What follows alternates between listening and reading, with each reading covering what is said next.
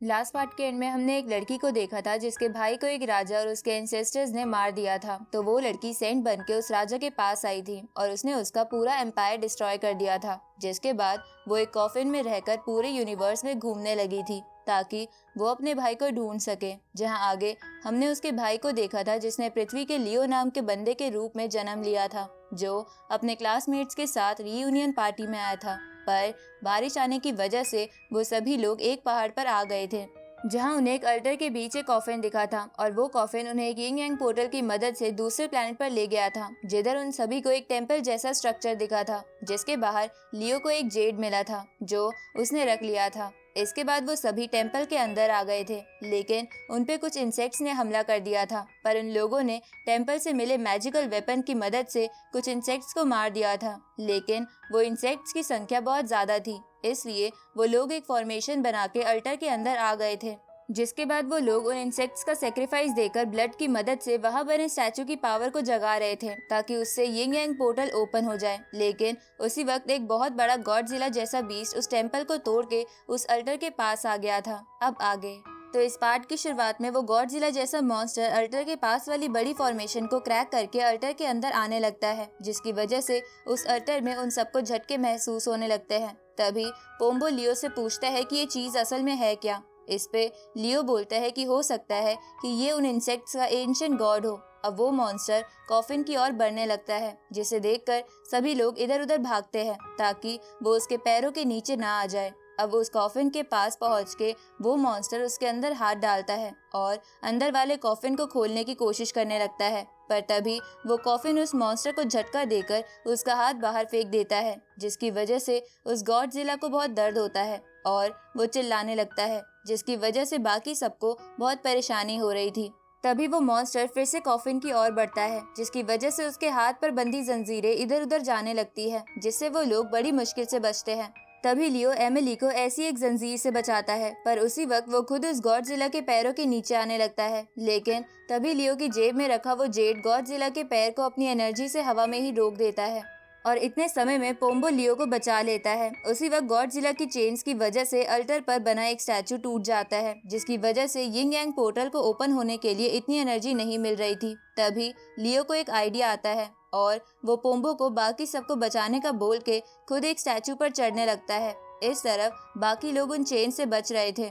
तभी वो गॉडजिला एक अटैक तैयार करने लगता है, पर उनमें से बहुत लोगों के मैजिकल वेपन्स उस अटैक में मर्ज होके उसे डिस्ट्रॉय कर देते हैं। तभी डेनवर का एक चमचा अपनी जान बचाने के लिए अपने क्लासमेट को गॉडजिला के नीचे फेंक देता है। अब वो गॉडजिला बहुत ज्यादा गुस्सा हो गया था क्योंकि वो अंदर वाले कॉफिन को नहीं निकाल पा रहा था, इसलिए वो जोर जोर से कॉफिन पे मुक्के मारने लगता है, जिसकी वजह से वो चेन्स और भी तेजी से हिलने लगती है और उनमें से एक चेन पर लटककर लियो एक स्टैचू के सबसे ऊपर पहुंच जाता है। जिसके बाद वो उस जेड को लेकर उस मॉन्स्टर की तरफ कूदता है, जिसकी वजह से मॉन्स्टर पर लगा ट्रैप एक्टिवेट हो जाता है और वो उसे मारने लगता है। साथ ही इसकी वजह से निकलने वाली एनर्जी से यिंग यांग पोर्टल ओपन हो जाता है। उसी वक्त वो कॉफिन उन सभी को अपने अंदर ले लेता है, जिसके बाद वो ड्रैगन्स उस कॉफिन को पोर्टल के अंदर ले जाते हैं, जिसके जाने के बाद वो मॉन्स्टर मर जाता है और उसका एनर्जी सोर्स किसी और डीमन के पास चला जाता है, जिसकी वजह से वो जाग गया था। इस तरह वो सभी कॉफिन के अंदर आ गए थे, जहाँ पोम्बो उन इंसेक्ट्स को गाली देने लगता है क्योंकि उनकी वजह से पोम्बो के कई क्लासमेट्स मर गए थे। आगे वो सभी एक जगह बैठ जाते हैं और लियो अंदर वाले कॉफिन को ध्यान से देखने लगता है। तभी उसके पास एमिली आती है और लियो से कहती है कि इस कॉफिन पर बना डिजाइन तो किसी मैप की तरह लग रहा है, लेकिन ये मैप किसने बनाया है। इस पे लियो बोलता है कि जिन चीजों को आज हमने देखा वो हमारी समझ से दूर है, शायद ये सब किसी एलियन सिविलाइजेशन से जुड़ा है। तभी एक क्लासमेट कहता है कि पता नहीं ये सब क्या चीज है, पर चलो हम थोड़ी देर सो जाते हैं, हो सकता है जब हम फिर से उठे तो हम अर्थ पर हो। अब उनमें से कुछ लोग सो जाते हैं और कुछ अपने चाहने वालों को याद करने लगते हैं। थोड़ी देर बाद हम उसी बंदे को देखते हैं जिसने डेनवर के कहने पर लियो को मारने की कोशिश करी थी। तभी वो बंदा अपने सीने को दबाकर जमीन पर गिर जाता है, तो उसके पास बैठा लियो उसे देखने लगता है। उसी वक्त आवाज सुन के बाकी सभी जाग जाते हैं। तभी पोम्बो उस बंदे की वाइटल्स चेक करता है और उसे पता चलता है कि वो मर गया है। ये सुन के वहाँ खड़े सभी लोग हैरान हो जाते हैं। तभी इस मौके का फायदा उठाने के लिए डेनवर लियो से कहता है कि तुम बहुत ही गंदे हो, तुम्हें भले ही उस पे गुस्सा आ रहा था पर तुम्हें उसे मारना नहीं चाहिए था। ये सुन के लियो कहता है कि मैंने उसे नहीं मारा। इस पे डेनवर का साथी कहता है कि तुम ही उसके सबसे करीब बैठे थे, इसलिए तुमने ही उसे मारा है। ये सुन के बाकी सबको भी डेनवर की बात पर यकीन होने लगता है और वो लियो को बुरा भला कहने लगते हैं। लेकिन पोम्बो और एक लड़की को लियो पर यकीन था, इसलिए वो लोग बाकी सबको समझाने लगते हैं, पर डेनवर आग में घी डालने लगता है। तभी वो फॉरेनर भी कहता है कि लियो का ही इस बंदे के साथ झगड़ा था, तो यही इसे मार सकता है। ये सुन के पोम्बो उसे गुस्से में चुप रहने को बोलता है, क्योंकि वो उनके ग्रुप का नहीं था। लेकिन एमिली पोम्बो को शांत रहने को बोल के कहती है कि मुझे भी लियो पर शक है। तभी हम एमिली की आंखें देखते हैं जो रेड हो रही थी, जिसका मतलब उसे किसी ने पोजेस कर रखा था। अब एमिली की बात सुन के पोम्बो उससे कहता है कि तुम लियो के बारे में ऐसा कैसे कह सकती हो, जबकि तुम ही उसे सबसे ज्यादा जानती हो। इधर लियो उस बंदे की बॉडी चेक करने लगता है। तभी वो पहले वाला इंसेक्ट उसकी बॉडी से बाहर निकल के वहाँ से दूर भाग जाता है। तो ये देखकर वो लोग घबरा जाते हैं और पोम्बो लियो से पूछता है कि ये इंसेक्ट यहाँ कैसे आया होगा। इस पे लियो बोलता है कि हो सकता है ये उस बंदे के कपड़ों में छुपा हो। अब लियो पोम्बो को उन सबको प्रोटेक्ट करने को बोल के खुद इंसेक्ट को ढूंढने निकल जाता है।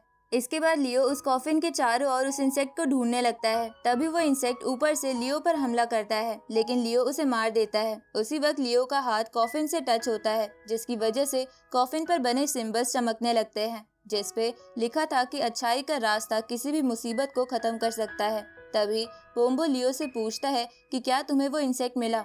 इस पे लियो बोलता है कि मैंने उस इंसेक्ट को मार भी दिया है। ये सुन के वो सभी लोग लियो के पास आ जाते हैं।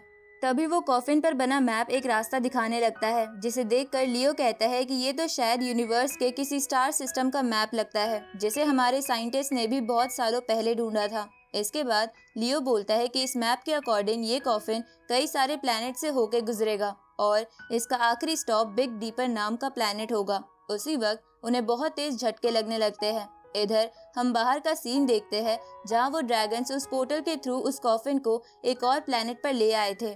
उसी समय सही वक्त पर वो कॉफिन उन सभी को बाहर निकाल देता है, क्योंकि उनके बाहर निकलते ही वो कॉफिन एक गहरी खाई में गिर जाता है। ये देखकर सब लोग घबरा जाते हैं, क्योंकि उनके यहाँ से निकलने का एक लौता रास्ता उनसे बहुत दूर हो गया था।